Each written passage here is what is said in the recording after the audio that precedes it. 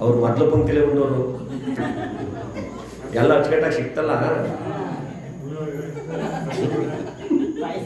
ಅದಕ್ಕೆ ಈಗಲೂ ದೊಡ್ಡವರು ಹೇಳ್ತಾರೆ ಯಾವತ್ತೂ ಊಟಕ್ಕೆ ಮುಂದಾಗಿರ್ಬೇಕಂತೆ, ಮಾತಿಗಿಂದಾಗಿರ್ಬೇಕಂತೆ. ಹೆಚ್ಚಿಗೆಲ್ಲ ಗೊತ್ತು. ಮುಂದಾಗೋದ್ರೆ ತಗೊಳಾಕಿರ್ತೀವಿ, ಹಿಂದಾಗೋದ್ರೆ ಇದೆ ನನ್ಗೆ ಗೊತ್ತಿಲ್ಲ ಎಲ್ಲ ಮಾತಾಡ್ಕೊಂಡಿದ್ದೆ ಅವಾಗಲೇ ಅಂತ ಅನ್ಬೋದು. ಊಟಕ್ಕೆ ಮುಂದಾಗಿ ಕೂತ್ಕೊಂಡ್ಬಿಟ್ರೆ ಏನೇನು ಸಿದ್ಧ ಮಾಡಿರ್ತಾರೋ ಎಲ್ಲ ಕೈ ಹಿಡಿಸ್ತದೆ. ಹಿಂದಾಗೋದ್ರೆ ನಮ್ಗಾದಂಗೆ ಆಯ್ತದೆ.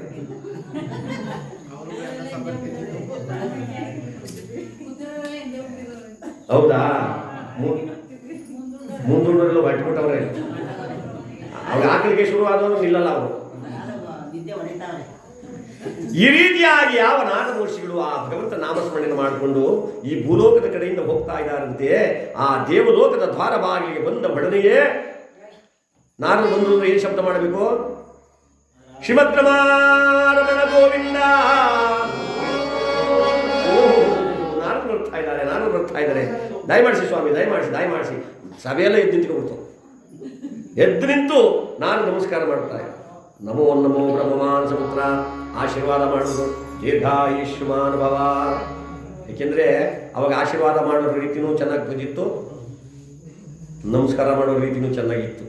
ಈಗ ಸ್ವಲ್ಪ ಈ ಕಲಿಯುಗದಲ್ಲಿ ವ್ಯತ್ಯಾಸ ಆಗ್ತದೆ. ಗುರುಗಳೇ ಅವನಿಗೆ ಗುರುಗಳು ಅನ್ನೋ ಇಲ್ಲ ಎದುರು ಸಾಕನ್ನೋ ಏನು ಈ ಗುರುಗಳ ಕೆಲಸ ಇಲ್ಲ ಬಂದ್ಬಿಟ್ಟಿದೆ. ಮೇಷ್ಟ್ರೇ ನೀವು ನಮ್ಮೂರಲ್ಲಿ ನಾಟಕ ಕಲಿಸಿದ್ರಿ ಅಲ್ವೇ? ಗುರುಬೇಡ ಅಂತ ಏನೋ ಒಟ್ಟಿನಲ್ಲಿ ಕೈ ಹಿಂಗೆ ಅಂತಾರೆ. ನಾವೇನು ತಿಳ್ಕೋಬೇಕು?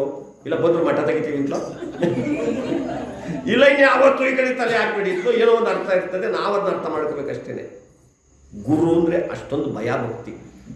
ನಮಸ್ಕಾರ ಮಾಡ್ತಾ ಇದ್ದಾನೆ. ದೇವೇಂದ್ರ ಸಿಂಹಾಸನ ಕೆಳಗಿಡಿದು ಓಡೋಡಿ ಬಂದ್ಬಿಟ್ಟ. ಜೈ ದೀರ್ಘಾಯುಷ್ಮಾನ್ ಭವ. ಸ್ವಾಮೀಜಿ ಕಡೆ ಕೂತ್ಕೊಳ್ಳಿ.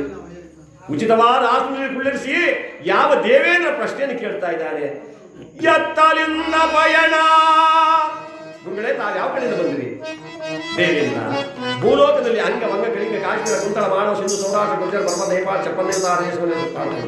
ಹಾಗೆ ಏನಿನ್ನ ಭವ್ಯವಾಗಿರ್ತಕ್ಕಂಥ ಸಭೆಯನ್ನು ನೋಡಿಕೊಂಡು ಮುಂದೆ ವೈಕುಂಠಕ್ಕೆ ಆ ಶ್ರೀಹರಿಯ ದರ್ಶನಕ್ಕೆ ಹೋಗ್ಬೇಕು ಅಂತ ನಾನೀ ಮಾರಿದ್ವಾಯಿ ಮುಂದೆ ನಾರಾಯಣ ನಾರಾಯಣ ನಾರಾಯಣ ನಾರಾಯಣ.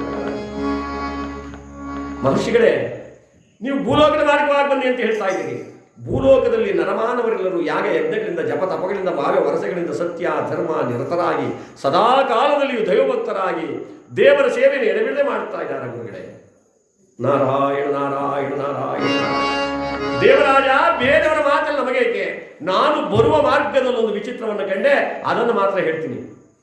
ಎಲ್ಲರ ಕಿವಿರು ನೆಟ್ಟಕಾದೋ ಏನೋ ತಂದ ಅವರೇ ನಾರದರು ಅಂತ. ಇವಿಲ್ಲೇ ಸುಮ್ಮನೆ ಬರುವಂಥವ್ರು ಅಲ್ಲ. ಎಲ್ಲರೂ ನಾರದರ ಕಡೆ ನೋಡ್ತಾ ಇದ್ದಾರೆ. ಬರುವಾಗ ಒಂದು ವಿಚಿತ್ರವನ್ನು ಕಂಡಿ ಅಂದರೆ ಎಲ್ಲರೂ ಹೇಳಿದ್ರೆ ಅದೇನು ಹೇಳಿ ಸ್ವಾಮಿ, ನೀವು ಕಂಡಂಥ ವಿಚಿತ್ರವೇನು ಹೇಳಿ. ಬರುವ ಮಾರ್ಗದಲ್ಲಿ ಯಾವ ಗೋವಿಂದವರ್ಮ ಮಹಾರಾಜನ ಪುತ್ರನಾಗ್ತಕ್ಕಂಥ ಸತ್ಯವತ ಮಹಾರಾಜನ ಆಸ್ಥಾನಕ್ಕೆ ಹೋಗಿದ್ದೆ. ಆಹಾ, ಎಂತಹ ಸತ್ಯಸಂಧ, ಎಂತಹ ದಾನವಂತ, ಧರ್ಮವಂತ, ನೀತಿವಂತ. ಅವನ ಗುಣವನ್ನು ನಾನು ವರ್ಣಿಸುವುದಾದರೆ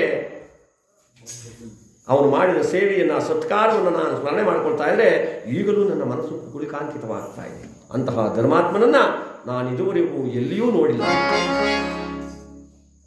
ಅಲ್ಲ, ನನ್ನ ಮಾತೇನಾದರೂ ಸುಳ್ಳಾದರೆ ಅವರ ಕುಲಗುರುಗಳಾಗ್ತಕ್ಕಂಥ ವಶಿಷ್ಠ ಮಹರ್ಷಿಗಳು ಇಲ್ಲೇ ಕುಂತವ್ರು ನೋಡಿ, ಕೈ ತೋರಿಸೋದಂತ ಹಿಂಗೆ ಹೆಂಗೆ ಬೇಜಾರು ಮಾಡ್ಕೊಬರ್ಬೋದು. ಇವರೇ ನಮ್ಮ ವಶಿಷ್ಠ ಮಹರ್ಷಿಗಳು. ಕೇಳಬೇಕಾದ್ರೆ ಇವ್ರನ್ನೇನೇನು ಆ ಶಿಷ್ಯನನ್ನು ಹೊಗಳಿದಾಗ ಗುರುಗಳಿಗೆ ಸಂತೋಷ ತಾನೆ. ಫಸ್ಟ್ ಕ್ಲಾಸಲ್ಲಿ ಪಾಸ್ ಆಗವನಂತೆ, ನಿಮ್ಮ ವಿದ್ಯಾರ್ಥಿ ಅಂದರೆ 300 ರೂಪಾಯಿ ಅಂತೆ SSLC ಅಂದರೆ ನಾನು ಗಣಿತ ತಗೊಂಡಿದ್ದೆ ಕಣ, ಬೇರೆ ಸಬ್ಜೆಕ್ಟಲ್ಲಿ ಯಾರೋ ತಗೊಂಡಿದ್ರು ಹೋಗ್ಬಿಟ್ಟವಂತ. ಯಾರೂ ಒಪ್ಕೊಳ್ಳಲ್ಲ.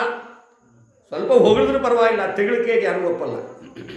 ಅಂದರೆ ಇಲ್ಲಿ ಯಾವ ಮಹಾನುಭಾವನ ಆಗ್ತಕ್ಕಂಥ ಆ ವಶಿಷ್ಠ ಮಹರ್ಷಿ ಕೈ ತೋರಿಸಿದಾಗ ಆನಂದ ಆಗ್ಬಿಡ್ತು. ಗುರುಗಳು ಕುಳಿತಿದ್ದವ್ರು ಮೇಲ್ಕೆದ್ದು ನಿಂತ್ಕೊಂಡ್ಬಿಟ್ರು. ನಿಜ, ನಾರದರಾಡ್ತಿರೋ ಮಾತು ಅಕ್ಷರ ಸತ್ಯ. ನನ್ನ ಶಿಷ್ಯನಾಗಿರುವ ಮಾನ್ಯ ಸತ್ಯವತರಾಯ ನನ್ನ ಶಿಷ್ಯನಾಗಿರುವ ಮಾನ್ಯ ಸತ್ಯವತರಾಯ ಸನ್ನೋತಾಗ ಗುಣವಂತ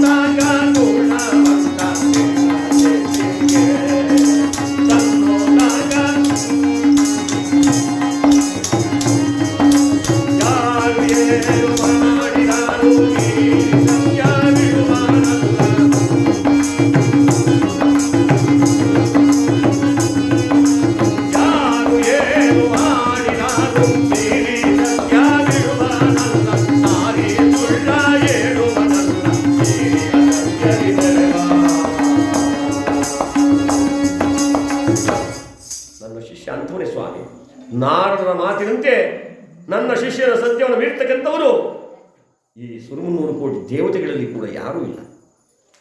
ನನ್ನ ಶಿಷ್ಯರ ಸತ್ಯವನ್ನು ಮೀರ್ತಕ್ಕಂಥವರು ಈ ನವಗ್ರಹಗಳಲ್ಲಿಯೂ ಯಾರು ಇಲ್ಲ.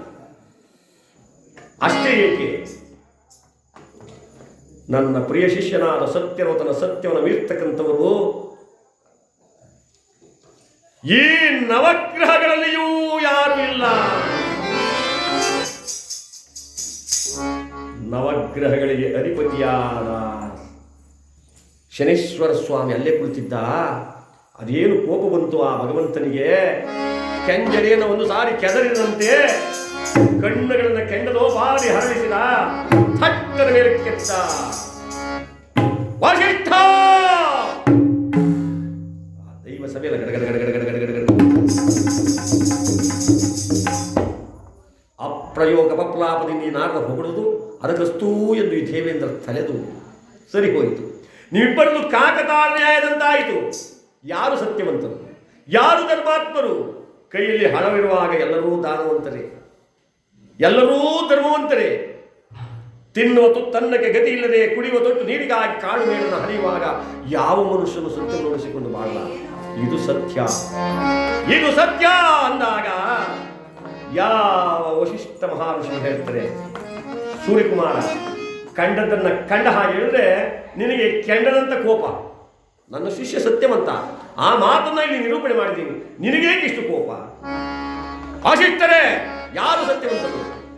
ಮೂಗನ್ನು ಹಿಡಿದರೆ ಬಾಯಲ್ಲಿ ಉಸಿರಾಡುವ ರೀತಿಯಾಗಿ ಕಷ್ಟವನ್ನು ನಿಷ್ಠೂರದ ಕೋಟೆಯಲ್ಲಿ ಸಿಕ್ಕಿಕೊಂಡಾಗ ಯಾವ ಮನುಷ್ಯನೂ ಸತ್ಯವನ್ನು ಉಳಿಸಿಕೊಳ್ಳಲಾರ. ಇದು ಸತ್ಯ. ಯಾವುದೋ ಒಂದು ಸುಕೃತ ಫಲದಿಂದ ತಾನು ರಾಜನಾದ ಆ ಕ್ಷಣಕ್ಕೆ ಲೋಕಪೂಜಿತವಾದ ಅರಿವರವು ತನ್ನ ಒಂದು ಸುಕೃತ ಫಲದಿಂದ ಪೂಜೆಯನ್ನು ಕೈಗೊಳ್ಳುತ್ತೆ ಪ್ರಪಂಚದಲ್ಲಿ ಎಂದಾಗೆ ರಾಜನಾದ ಕ್ಷಣಕ್ಕೆ ಸತ್ಯವಂತ ಧರ್ಮಾತ್ಮ ಇಲ್ಲಿರ್ತಕ್ಕಂಥ ದೇವಾನು ದೇವತೆಗಳಿಗೆ, ಅದು ಅಲ್ಲದೆ ಅಷ್ಟದಿಕ್ಪಾಲಕರಿಗೆ, ನಮ್ಮ ನವಗ್ರಹಗಳಿಗೆ ಹೋಲಿಸಿ ಮಾತನಾಡ್ತಾ ಇದೆಯಾ? ಬಾಯ್ ವಶಿಷ್ಠ ಮಹರ್ಷಿ ಹೇಳ್ತಾರೆ, ಸೂರ್ಯಕುಮಾರ, ಯಾರಾದರೂ ಪತಿವತಿಯರನ್ನ, ದೈವಭಕ್ತರನ್ನ, ಧರ್ಮಾತ್ಮರನ್ನ, ಸತ್ಯವಂತರನ್ನ ಕಂಡರೆ ಅವರನ್ನೇ ಕೊಚ್ಚಿ, ಅವರನ್ನೇ ಕೊರೆದು ಅವರಿಗೆ ಹಿಂಸೆಯನ್ನು ಕೊಡ್ತಕ್ಕಂಥದ್ದು ನಿನ್ನ ನೀಚ ಸ್ವಭಾವ. ಅಂತಹ ನೀನೊಬ್ಬ ಪ್ರಾಣಿ ಹಿಂಸಕ, ಅದಕ್ಕಾಗಿ ಮಾತಾಡ್ತಾ ಇದ್ದೀಯ.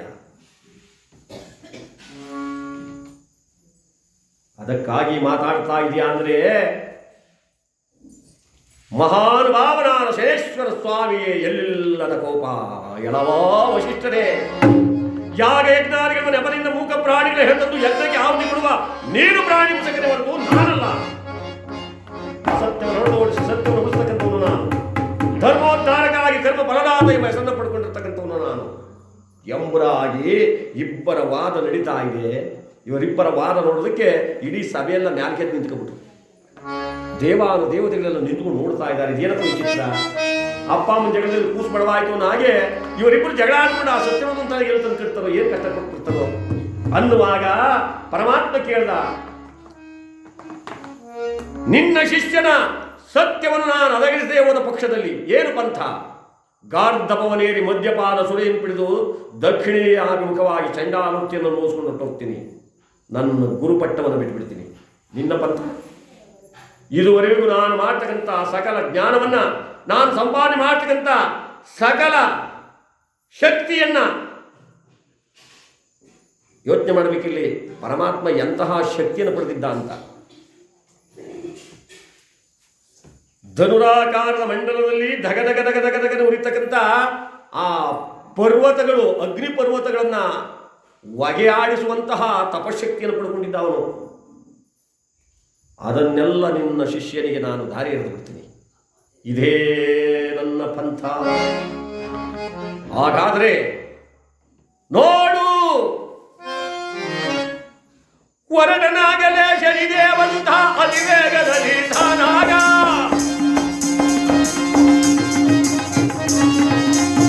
ಕುರುಡನ ಗಿಡವನ್ನು ಕರಗಿದ ನಿತ್ವರನಾಗಲಿ ದೇವ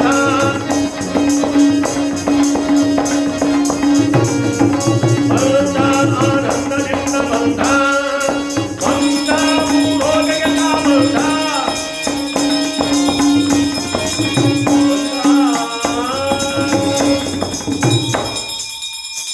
ಭೂಲೋಕದ ಕಡೆ ದಡ ದಡ ದಡ ಬಂದ ಪರಮಾತ್ಮ. ನನ್ನ ಶಿಷ್ಯನ ಸತ್ಯಕ್ಕೆ ಧಕ್ಕೆವಾದ ಬರವನ್ನು ಕೊಡು, ನಾನು ಹೋಗ್ತೀನಿ ಅಂತ ವಶಿಷ್ಠ ಮಹರ್ಷಿಗಳು ಕೂಡ ಹೊರಟುಬಿಟ್ರು. ಇವರಿಬ್ಬರು ಹೊರಟು ಹೋದ್ಮೇಲೆ ಅವರಿಂದನೇ ಎದ್ದು ಇನ್ನೊಬ್ರು ಹೊರಟುಬಿಟ್ರು. ಯಾರು ಹೇಳಿ? ಜ್ಞಾಪಕ ಇಟ್ಕೊಂಡು ಇರ್ತಾನೆ ನೋಡ್ರಿ, ನಾವು ಸುಳ್ಳು ಹೇಳ್ತೀವಿ ಅಂದ್ರೆ ಎಲ್ಲೇ ಇದ್ರು ಆ ಸಮಯಕ್ಕೆ ಬರ್ತಾರೆ. ಯಾಕೆಂದ್ರೆ ಬಂದ ಕೆಲಸ ಆಗೋಯ್ತು, ಇನ್ಯಾಯನ ಕೆಲಸ ಇಲ್ಲಿ. ಇಬ್ಬರಿಗೂ ಜಗಳ ತಂದು ಇಟ್ಟದ್ದಾಯ್ತಲ್ಲ.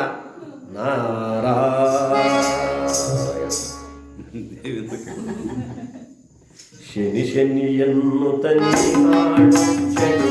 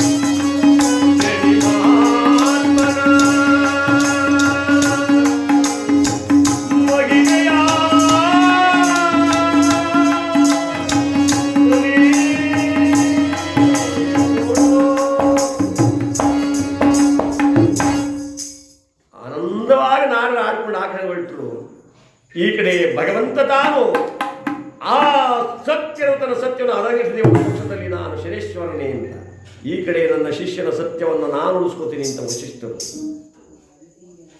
ಈ ಕಡೆ ಕಾಳಿಕ ಪಟ್ಟಣನೇ ಯಾವ ಗೋವಿಂದರು ಮಹಾರಾಜ ತಾನು ರಾಜ್ಯಭಾರ ಮಾಡ್ತಾ ಇದ್ದ. ಯಾವ ಕಾಲದಲ್ಲಿ ಕೃತಾಗದ ಹಂತದಲ್ಲಿ ಯಾವ ಕಥೆ ಕೇಳಬೇಕಾದ್ರೂ ಕೂಡ ಯಾವ ಕಾಲದಲ್ಲಿ ನಡೀತು, ಯಾವಾಗ ನಡೀತು, ಅದ್ರ ಬಗ್ಗೆ ನಾವು ಚಿಂತನೆ ಮಾಡಬೇಕು. ಇಲ್ಲೇ ಬಂದ್ರೆ ನಾವು ಕಥೆ ಕೇಳಿ ಪ್ರಯೋಜನವಿಲ್ಲ. ಕೇಳಿದ್ದನ್ನ ಆಘ್ರಾಣಿಸಬೇಕು, ತಿಳ್ಕೋಬೇಕು, ತಿಳಿದೇ ಇರ್ತಕ್ಕಂಥದ್ದನ್ನು ಕೇಳಬೇಕು. ಆಗಲೇ ನಾವು ಹಾಡಿದ್ದಕ್ಕೂ ನೀವು ಕೇಳಿದ್ದಕ್ಕೂ ಅವ್ರ ಕತೆ ಮಾಡಿಸಿದ್ದಕ್ಕೂ ಎರಡಕ್ಕೂ ಸಾರ್ಥಕ.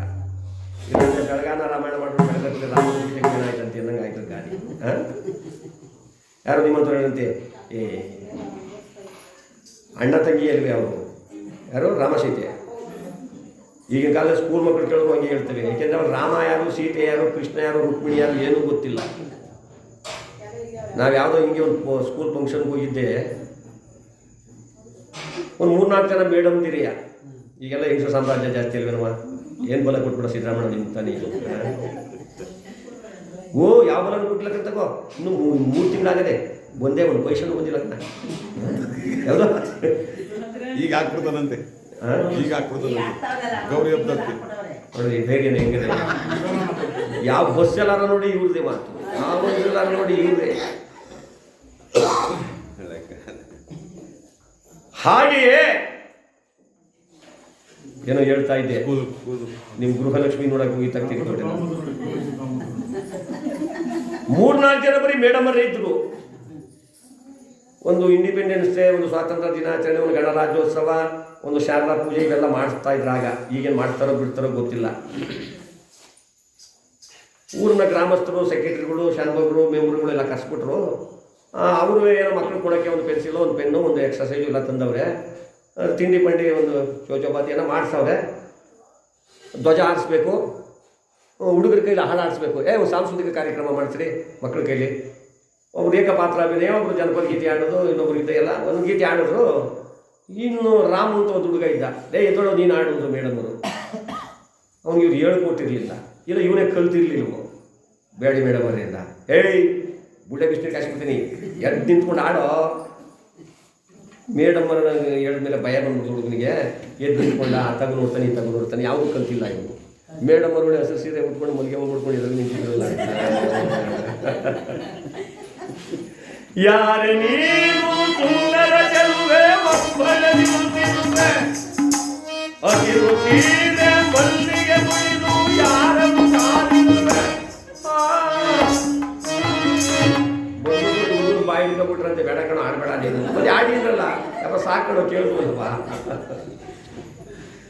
ಇಂಥ ಹಾಡು ಸ್ಕೂಲ್ಗಳೆಲ್ಲ ಈಗ ಹೇಳಬೇಕು ಅಂದರೆ, ಏಕೆಂದರೆ ಆ ಸಂಸ್ಕಾರ, ಸಂಸ್ಕೃತಿ, ಒಂದು ಹಾಡಾಡೋದು, ಒಂದು ನಾಟಕ ಹೇಳ್ಕೊಡೋದು ಇವೆಲ್ಲ ಮರ್ತೋಗ್ಬಿಟ್ಟು. ಈಗಿನ ಮಕ್ಕಳಿಗೆ ಕಾನ್ವೆಂಟು, ಬುಕ್ಕು, ಬ್ಯಾಗು, ವ್ಯಾನು ಇಷ್ಟು ಬಿಟ್ಟರೆ ಇನ್ನೇನು ಪ್ರಪಂಚನೇ ಗೊತ್ತಿಲ್ಲ. ಆಕಾಶ ಯಾವುದು ಗೊತ್ತಿಲ್ಲ, ಭೂಮಿ ಯಾವುದು ಗೊತ್ತಿಲ್ಲ. ಇವ್ನು ನೆಟ್ಕಡಲ್ಲ ನೀನಾಡು ಅಂದ್ರು. ಅವನೊಬ್ಬ ನಿಂತ್ಕೊಂಡ, ಆಕಾಶದ ಬೀಳಲಿ ಮೇಲೆ ನಾನು ನಿನ್ನವನೇ, ಭೂಮಿಯೇ ಆಕಾಶ ಎಲ್ಲದೋ ಇಲ್ಲಿದ್ದತ್ತೆ ಆಕಾಶ. ಬಟ್ ಯಾವ ಮಟ್ಟಕ್ಕೆ ಬಂದಿದ್ದೀವಿ, ಮುಂದೆ ಅಪ್ಪ್ಯಾರೋ ಯಾರೋ ಅನ್ನೋದು ಗೊತ್ತಾಗೋದಿಲ್ಲ. ಆನೆ ಮೇಲೆ ಬೋರ್ಡ್ ಬರ್ಸ್ಬೇಕಾಯ್ತದೆ, ಇವ್ ನಮ್ಮಪ್ಪ, ಇವಳು ನಮ್ಮ ಮಮ್ಮಿ. ಸನ್ನಿವೇಶ ಆಗ್ಬಿಡ್ತಾರೆ. ಯಾಕೆ ಮನುಷ್ಯನಿಗೆ ಜೀವನ ಮಾಡೋದು ದೊಡ್ಡದಲ್ಲ, ಬದುಕುವುದೇ ತಿನ್ನುವುದಕ್ಕೂ, ತಿನ್ನೋದೇ ಬದುಕಕ್ಕೂ. ನಾವು ಇಟ್ಟಿರೋದೇ ತಿನ್ನಕ, ತಿನ್ನಲು ಬದುಕೋದಾಯ್ತಲ್ಲ, ಎರಡಕ್ಕೂ ಅಲ್ಲ. ಹೇಗೆ ಬದುಕದೆ ಅಂತ ಹೇಳಕ್ಕೆ ಮಾತ್ರ ಮನುಷ್ಯ ಹುಟ್ಟಬೇಕು. ಇವನ್ನ ತಿನ್ನಕ್ಕಾಗಲಿ, ನಾವು ಬದುಕಕ್ಕಾಗಲಿ ತಿನ್ನಕ್ಕಾಗಲ್ಲ. ಹೀಗಿರಬೇಕಾದ್ರೆ ನಾವು ಸಂಸ್ಕಾರವನ್ನು, ಒಂದು ಸಂಸ್ಕೃತಿಯನ್ನು ಹಿರಿಯರು, ಕಿರಿಯರು, ಗುರುಗಳು, ತಂದೆ ತಾಯಿಗಳು, ದೇವರು, ನಮ್ಮ ಕುಲ, ನಮ್ಮ ಬಾಂಧವ್ಯ, ಇದನ್ನೆಲ್ಲ ನಾವು ಈಗಿಂದ ಕಲಿಸ್ಕೊಂಡು ಬಂದರೆ ಮಕ್ಕಳು ಖಂಡಿತವಾಗಲೂ ಕೂಡ ಮುಂದೆ ಒಳ್ಳೆ ಪ್ರಜೆ ಆಗ್ತಾರೆ. ಮನೆಗೆ ಒಬ್ಬ ಒಳ್ಳೆ ಮಗನಾಗ್ತಾನೆ, ಊರಿಗೆ ಒಬ್ಬ ಒಳ್ಳೆ ನಾಯಕನಾಗ್ತಾನೆ, ದೇಶಕ್ಕೆ ಒಳ್ಳೆ ಉತ್ತಮವಾಗ್ತಕ್ಕಂಥ ನಾಯಕನಾಗ್ತಾನೆ. ಅಂಥ ಮಕ್ಕಳನ್ನು ಬೆಳೆಸಬೇಕು ನಾವು. ಅಂಥದ್ದಕ್ಕೆ ಉತ್ತೇಜನ ಕೊಡಬೇಕು. ಬರೀ ಓದೋದ್ರಿಂದಲೇ ಮನುಷ್ಯ ದೊಡ್ಡವನಾಯ್ತಾನೆ ಅಂತ ಹೇಳೋಕ್ಕಾಗಲ್ಲ. ಅವನಿಗೆ ಸಂಸ್ಕಾರ ಬಹಳ ಮುಖ್ಯ. ಹೀಗಿರಬೇಕಾದ್ರೆ ಯಾವ ಯುಗದಲ್ಲಿ ಇವನು ರಾಜ್ಯಭಾರ ಮಾಡ್ತಾ ಇದ್ದ ಅಂದರೆ ಕೃತಾಯುಗದ ಅಂತ್ಯದಲ್ಲಿ. ಕೃತ, ತ್ರೇತ, ದ್ವಾಪರ, ಕಲಿ ಈ ಚತುರ್ಯುಗಗಳಲ್ಲಿ ಪ್ರಥಮ ಯುಗವೇ ಕೃತಾಯುಗ. ಈ ಕೃತಾಯುಗದ ಅಂತ್ಯಕಾಲದಲ್ಲಿ ಯಾವ ಗೋವಿಂದರ್ಮ ಮಹಾರಾಜ ಎಂಬಂಥವನು ರಾಜ್ಯಭಾರ ಮಾಡ್ತಾ ಇದ್ದ, ಆತನು ಕಾಲವಾದ ನಂತರ ಪಟ್ಟಕ್ಕೆ ಬಂದಿರತಕ್ಕಂಥವನೇ ಸತ್ಯರ್ವಥ. ಸತ್ಯನಾರಾಯಣ ಸ್ವಾಮಿ ವ್ರತವನ್ನು ಮಾಡಿ ಆ ಮಗನನ್ನು ಪಡೆದುದರಿಂದ ಅವನಿಗೆ ಸತ್ಯರ್ವಥ ಅಂತ ಹೆಸರು. ಬರೀ ಹೆಸರಿಗೆ ಸತ್ಯರ್ವಥ ಅಲ್ಲ, ಹೆಸರಿನಷ್ಟೇ ಸತ್ಯವಂತ, ಅಷ್ಟೇ ಧರ್ಮಾತ್ಮ, ಅಷ್ಟೇ ಗುಣವಂತ, ಅಷ್ಟೇ ನೀತಿವಂತ. ಕೆಲವರು ಹೆಸರೇ ಒಂಥರ, ಇವರೇ ಒಂಥರ. ಯಾರೊಬ್ಬ ಆರೋಗ್ಯ ಅಂತ ಹೆಸರಿಟ್ಟುಬಿಟ್ಟನಂತೆ, ಯಾವಾಗಲೂ ಆಸ್ಪತ್ರೆ ಬಾಗಿಲೇ ಇರೋನು. ಡಾಕ್ಟರ್ ಕೇಳಿದ್ರು, ಏನೇನು ಹೆಸರು? ಸ್ವಾಮಿ ನಾನು ಆರೋಗ್ಯ ಅಥವಾ ನಿಮ್ಮ ಹತ್ರ ಇದೆ. ಅಲ್ಲ ಕಡೆ ನಿನ್ನ ಹೆಸರಿಗಾರು ಸ್ವಲ್ಪ ಬೆಲೆ ಮಾಡುವ. ಗೌರ್ಮೆಂಟ್ ರಜಾ ಬಿಟ್ಟರೆ ಮಿಕ್ಕಿದ್ದೇನೆಲ್ಲ ನಮ್ಮ ಆಸ್ಪತ್ರೆ ಬಾಗಿಲಲ್ಲಿ ಇರ್ತೀಯ. ಅನ್ನಪೂರ್ಣೇಶ್ವರಿ ನಿಲಯ ದೊಡ್ಡ ಬೋಲ್ಡು, ಮನೆ ಬಾಗಿಲಲ್ಲಿ ಒಂದು ನಾಯಿ ಒಳಗೆ ಬಿಡ್ತದೆ. ಬರೀ ನಿಲಯ ಅಷ್ಟೇ ಅದು. ಹೀಗಾಗಬಾರ್ದು. ಹೆಸರಿಗೆ ತಕ್ಕಂತನಾದ್ರೂ ಕೂಡ ಬದುಕಬೇಕು ಅಂದಾಗ ಇವನು ಹೆಸರಿನಷ್ಟೇ ಸತ್ಯವಂತ, ಅಷ್ಟೇ ಧರ್ಮಾತ್ಮ, ಅಷ್ಟೇ ಗುಣವಂತನಾಗಿ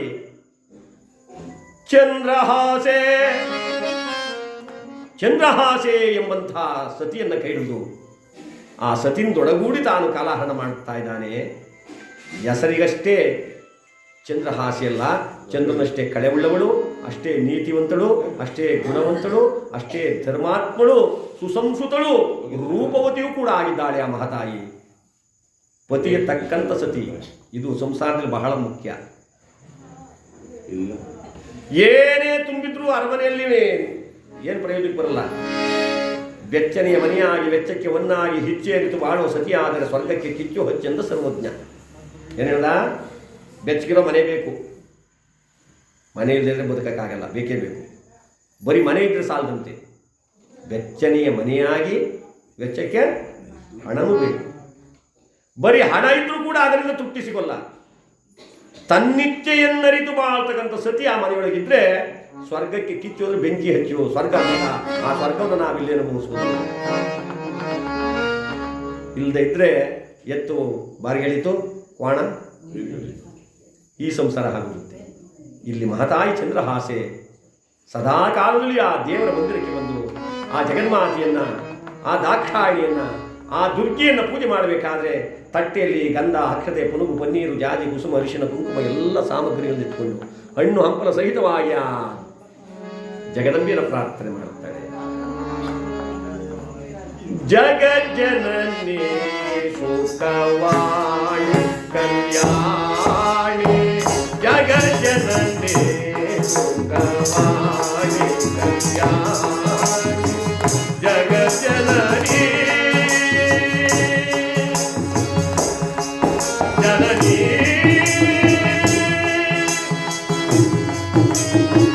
ಜಗಜ್ಜನನಿ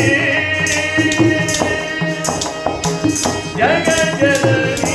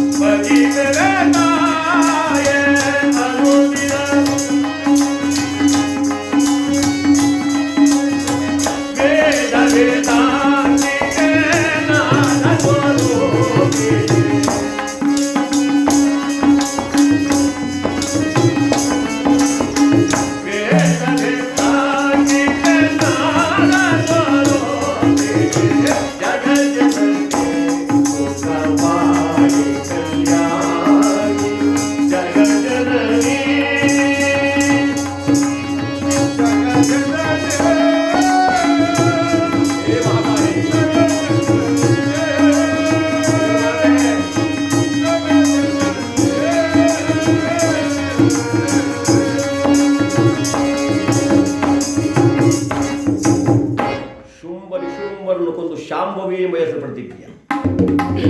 ಭೀಮನೆಂಬ ರಕ್ಕಸನ ಕೊಂದು ಭೀಮೇ ಎಂಬ ಹೆಸರು ಗಳಿಸಿದ್ದೀಯ. ಮಹಿಷಾಸುರನ ರಕ್ಕಸನ ಮರ್ದಿಸಿ ಮಹಿಷಾಸುರ ಮರ್ದಿನಿ ಎಂಬ ಹೆಸರು ಯಾವ ಭಾಗ್ಯ ನಿರಂತರದಲ್ಲಿಯೂ ನನ್ನ ಮಾಂಗಲ್ಯ ಭಾಗ್ಯವನ್ನು ಕಾಪಾಡು ಅಂತ ಹೇಳಿ ಆ ಅರಿಶಿನ ಕುಂಕುಮವನ್ನು ತೆಗೆದುಕೊಂಡು ತನ್ನ ಮಾಂಗಲ್ಯ ಧರಿಸಿಕೊಳ್ತಾರೆ. ಅದಕ್ಕೋಸ್ಕರವಾಗಿ ಹೆಣ್ಣು ಮಕ್ಕಳಿಗೆ ಒಂದು ಶುಭ ಕಾರ್ಯಕ್ಕೆ ಹೋದರೆ ಮೊದಲನೇದಾಗಿ ಅರಿಶಿನ ಕುಂಕುಮ ಕೊಡ್ತಕ್ಕಂಥ ಆ ಹಣೆಯಲ್ಲಿ ಕುಂಕುಮ ಇರೋ ತನಕ ಮುಖದಲ್ಲಿ ಶಾಂತಿ, ಕೆನ್ನೆಯಲ್ಲಿ ಅರಿಶಿನ ಇರೋ ತನಕ ಮುಖಕ್ಕೆ ಕಾಂತಿ. ಆ ಶಾಂತಿ ಕಾಂತಿ ಎರಡೂ ಇದ್ದರೆ ನಿಮ್ಗ ಬಹಳ ಆನಂದವಾಗಿ ಹೊಳಿತಾ ಇರ್ತದವ. ನೋಡಿ, ನಮ್ಮ ಹಿಂದಿನವರು ಎಷ್ಟು ಬುದ್ಧಿವಂತರು ಅಂದ್ರೆ ಅದು ಒಂದು ಮಂಗಳ ದ್ರವ್ಯ ಅಂತ ಕೂಡ ನಾವು ಹೇಳ್ಬೋದು, ಅಥವಾ ಮುತ್ತೈದೆ ತಂದು ಒಂದು ಮುತ್ತು ಅಂತ ಕೂಡ ಹೇಳ್ಬೋದು. ವೈಜ್ಞಾನಿಕವಾಗಿ ತಗೊಂಡ್ರೆ ಆ ಹೆಣ್ಣು ಮಕ್ಕಳಿಗೆ ಅರಿಶಿನವನ್ನ ಯಾಕೆ ಕೆನ್ನೆಗೆ ಇಡ್ತಾ ಇದ್ರು ಅಂದ್ರೆ ಆ ಕೆನ್ನೆ ಒಳಪ ಆಗುತ್ತೆ, ಆ ಕೂದಲುಗಳು ಬೆಳೆಯೋದಿಲ್ಲ ಅಲ್ಲಿ, ಅದು ತನ್ನಷ್ಟಕ್ಕೆ ತಾನೇ ಹೋಗುತ್ತೆ, ಮುಖ ಅಂದವಾಗುತ್ತೆ. ನೋಡಿ ಎಂಥ ಬುದ್ಧಿವಂತರು. ನಾವು ಈಗಲೇ ಬಹಳ ಬುದ್ಧಿವಂತರು ನಾವು ತಿಳ್ಕೊಂಡಿದ್ದೀವಿ, ಅವರೆಲ್ಲವನ್ನು ತಿಳಿದೇ ಮಾಡಿದ್ದಾರೆ. ಅಂತಹ ಅರಿಶಿನ ಕುಂಕುಮವನ್ನು ಅಲ್ಲಿರ್ತಕ್ಕಂಥ ತಾಯಂದಿರಿಗೆ ಎಲ್ಲರಿಗೂ ಕೊಡ್ತಾ ಇದ್ದಾಳೆ ಮಹಾತಾಯಿ. ಕೊಡಿ ಅರಿಶಿನ ಕುಂಕುಮ ಹೂವು ಕೊಡಿ ಮುತ್ತೈದೆ. ಆ ಜಗದಂಬೆಯನ್ನು ಪ್ರಾರ್ಥನೆ ಮಾಡಿಕೊಂಡು ಎಲ್ಲ ಸಖಿಯರಿಗೂ ಕೂಡ ತೀರ್ಥ ಪ್ರಸಾದ ವಿನಿಯೋಗ ಮಾಡುತ್ತಾ ಇದ್ದಾರೆ ಆನಂದವಾಗಿ. ಈ ತಾಯಿ ಮಾಡುವ ಸತ್ಕಾರ್ಯದಿಂದ ಮಹಾರಾಜನಿಗೆ ಮತ್ತಷ್ಟು ಧೈರ್ಯಗಳು, ಕೀರ್ತಿಗಳು ಯಥೇಚ್ಛವಾಗಿ ಬರ್ತಾ ಇದೆ. ನಾಡೆಲ್ಲ ಸಂತೋಷವಾಗಿದೆ. ಕಾಲಕ್ಕೆ ಮಳೆ ಒಯ್ದು ಮಳೆಯಿಂದ ಬೆಳೆ ಬೆಳೆದು ದವಸಧಾನ್ಯವನ್ನು ಬೆಳೆದುಂಡು ಪ್ರಜೆಗಳೆಲ್ಲರೂ ಸುಖ ಸೌಖ್ಯವಾಗಿದ್ದಾರೆ. ಯಾವುದಕ್ಕೇನು ಕಡಿಮೆ ಇಲ್ಲ. ಇವನ ರಾಜ್ಯದ ವೈಶಿಷ್ಟ್ಯ ಹೇಗಪ್ಪ ಇತ್ತು ಅಂದ್ರೆ, ತಿಂಗಳಿಗೆ 3 ಅದ ಮಳೆ ನಡೆಸಿ ಬಿತ್ತದ್ದೆ ಬೆಳೆಯುವುದು ಭೂಮಿಯೊಳಗೆ.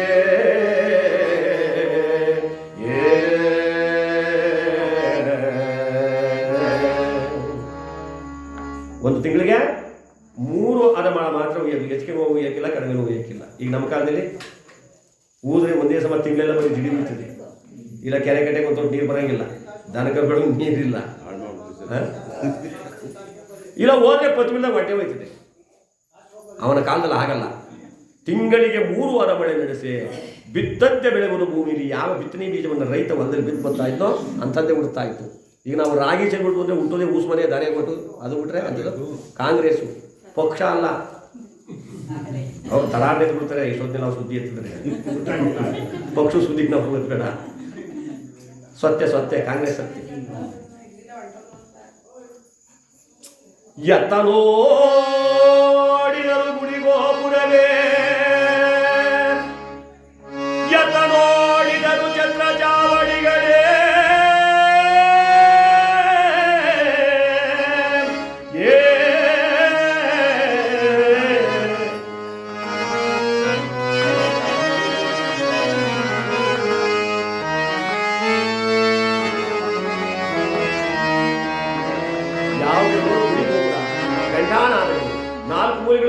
ಚಿತ್ರ ಸಾಧುಗಳು ಸತ್ಪುರುಷರು ಊಟ ಮಾಡೋದಕ್ಕೆ. ಎಲ್ಲಿ ನೋಡಿದ್ರು ದೇವಸ್ಥಾನದಲ್ಲಿ ಗಂಟೆ ನಾದವಾಗ್ತಾ ಇದೆ. ಎಲ್ಲಿ ನೋಡಿದ್ರು ಕೂಡ ಆ ಭಗವಂತನ ಸಂಕೀರ್ತನೆ ನಡೀತಾ ಇದೆ. ವಜ್ರದಿ ಬೀಗಿದೀಗ ರಾಜಬೀದಿಗಳು, ವಜ್ರದಿ ಬೀಗದ ರಾಜಬೀದಿಗಳು, ಪಚ್ಚಂ ಕೂಡ ಬಹಳ ಬಾಗಿಲು. ಆ ಐಶ್ವರ್ಯ ಲಕ್ಷ್ಮಿಯ ತಾಂಡ್ಯವಾಡುತ್ತಾ ಇದ್ದಾಳೆ, ಅವನ ರಾಜ್ಯದಲ್ಲಿ ತಾಂಡ್ಯವಾಡುತ್ತಾ ಇದ್ದಾಳೆ. ಈ ರೀತಿ ಆಗಿರಬೇಕಾದ್ರೆ ಮಹಾನುಭಾವ ಶನೇಶ್ವರ ಸ್ವಾಮಿ ಅಂತರಿಕ್ಷದಲ್ಲಿ ನಿಂತ್ಕೊಂಡು ನೋಡಿದ. ಇವನು ಜನ್ಮರಾಶಿಗೆ ಬರೋಕ್ಕಾಗಲ್ಲ ನಾನು. ಇಷ್ಟೊಂದು ಸತ್ಯ ನಿಷ್ಠೆ ದೈವಭಕ್ತನಾಗಿರ್ತಕ್ಕಂಥವನ ಜನ್ಮರಾಶಿ ಸೇರಕ್ಕಾಗತ್ತೆ ನಾನು? ಅಂತರಿಕ್ಷದ ಸಂಚಾರ ಮಾಡುತ್ತಾ ಇದ್ದಾನೆ.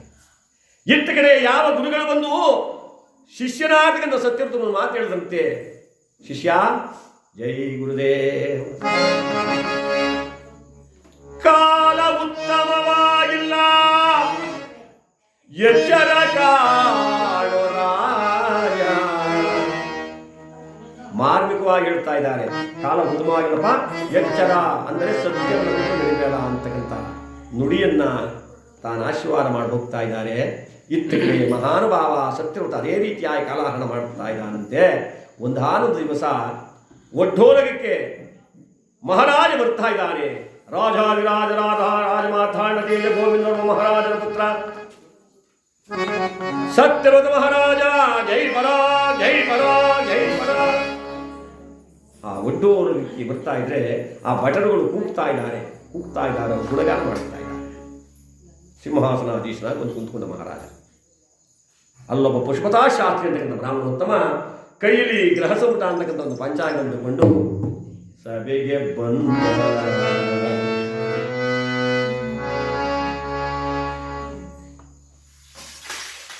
ಮಹಾಸ್ವಾಮಿಗಳೇ, ತಮ್ಮ ಕೈಲಿರುವ ಪುಸ್ತಕ ಯಾವುದು?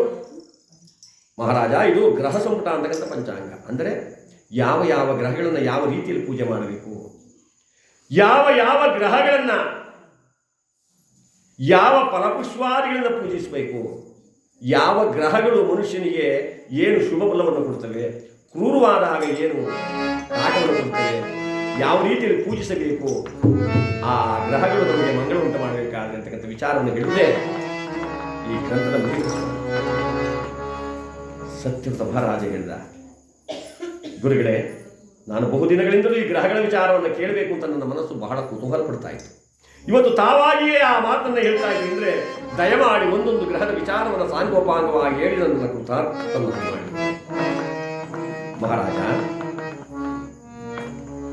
ಈ ಗ್ರಹಗಳ ವಿಚಾರವನ್ನು ಹೇಳಬೇಕಾಗಲಿ, ಕೇಳಬೇಕಾಗಲಿ, ಪಠನಗೈಯಬೇಕಾಗಲಿ, ಮಂಗಳ ಸ್ನಾನ ಮಾಡಿಕೊಂಡು ಶುಭ್ರವಾದ ವಸ್ತ್ರವನ್ನುಟ್ಟು ಏಕಚಿತ್ತ ಮನೋಭಾವದಿಂದ ಒಂದೇ ಮನಸ್ಸಿನಿಂದ 9 ಬಗೆಯ ಧಾನ್ಯವನ್ನು ಪೂಜೆಗಾಗಿಟ್ಟು, ಹೊಸ ಬಟ್ಟೆಯನ್ನು ದಾನವಾಗಿ ಕೊಟ್ಟು, ಕುಂಬಳಕಾಯಿಯನ್ನು ಪೂಜೆಗಾಗಿಟ್ಟು, 9 ಬಗೆಯ ಪತ್ರೆ, ಒಂದೊಂದು ಗ್ರಹಕ್ಕೆ ಒಂದೊಂದು ರೀತಿಯಾದ ಪತ್ರೆಯನ್ನಿಟ್ಟು, ದೀಪ ಧೂಪ ನೈವೇದ್ಯಾದಿಗಳಿಂದ ಭಗವಂತನನ್ನು ಪೂಜಿಸಿ ಆರಾಧಿಸಿದ್ದಿ. ಆದರೆ ಒಂದೊಂದು ಗ್ರಹವು ಕೂಡ ಮನುಷ್ಯನ ಜೀವನ ಜನ್ಮರಾಶಿಯಲ್ಲಿ ಒಂದೊಂದು ಶುಭ ಫಲವನ್ನು ಕೊಡುತ್ತದೆ ಸ್ವಾಮಿ. ಬ್ರಾಹ್ಮಣೋತ್ತಮರೇ, ಆಗಿದ್ದ ಪಕ್ಷದಲ್ಲಿ ದಯಮಾಡಿ ಒಂದೊಂದು ಗ್ರಹದ ವಿಚಾರವನ್ನು ನನಗೆ ಸಾಂಗೋಪಾಂಗವಾಗಿ ಹೇಳಿ ನನ್ನನ್ನು ಉದ್ಧರಿಸಬೇಕು ಅಂತ ನಾನು ಕೇಳ್ಕೊಳ್ತಾ ಇದ್ದೀನಿ. ಮಹಾರಾಜ, ಸಕಲ ಸಾಮಗ್ರಿಗಳನ್ನು ಸಿದ್ಧಪಡಿಸುವಂತ ನಾನು ಯಾರಲ್ಲಿ ಯಾರೇ ಅವರು ಬನ್ನಿಲ್ಲಿ.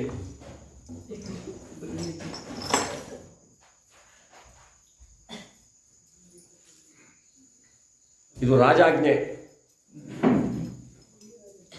ಯಾರು ಮೀರೋಂಗಿಲ್ಲ. ನೀವು ಒಳ್ಳೆ ಸಮಯಕ್ಕೆ ಬಂದೆ ದಿವಾಕರು, ಬಂದದ್ದು ಸರಿನೇ, ಈ ಸಮಯನೂ ಸರಿನೇ. ರಾಜಾಜ್ಞೆಯಂತೆಯೇ ನೀವು ಸಕಲ ಸಾಮಗ್ರಿಗಳನ್ನು ಸಿದ್ಧ ಮಾಡಬೇಕು. ನವಗ್ರಹ ಪೂಜಾ, ಈಗ 9 ಕಾಯಿನ ಇಟ್ಕೊಳ್ಳಿ.